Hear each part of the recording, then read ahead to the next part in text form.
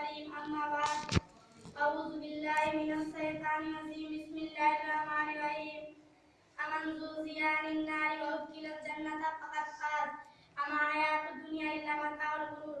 मोहतरम बुजुर्ग और दीनी भाइयों, अस्सलामु अलैकुम व रहमतुल्लाह। मैंने अभी आपके सामने कुरान मुक़द्दस की तिलावत की है, जिसका मतलब यह है कि जो जन्नत से बचा लिया गया और दोज़ख में दाखिल कर दिया गया वह कामयाब नहीं हुआ और ये दुनिया की जिंदगी मताउल की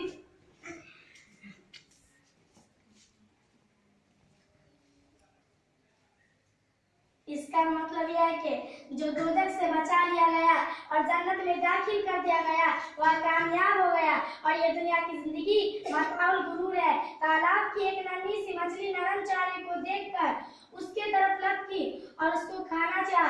अचानक एक बड़ी मछली आई और बोली, अरे बहन तू ऐसा मत कर, इस चारे को मत खा। इस चारे में कांटेदार लोहा है जो एक डोर से बंधा हुआ है। वह डोर एक आदमी के हाथ में है। आदमी इस इंतजार में है कि तो इस चारे को खाए और कांटा तेरे हाथ में फंसे और डोर घिस कर तुझको पानी के बाहर निकाले। मेरी बात मान ले, ये मुसीबत मोल ना ले। छोटी मछली डर गई, इसने तालाब के इधर उधर खूब चक्कर लगाए।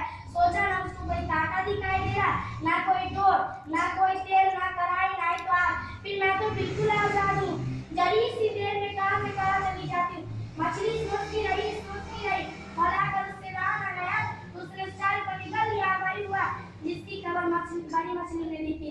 इस तरह अल्लाह ने अपने महबूब रसूलों को भेजकर इंसानों को आगाह किया कि इंसानों, तुम्हारी दुनिया ही सब कुछ नहीं, बल्कि इसके बाद वाली एक दुनिया है जो कभी खत्म ना होने वाली है।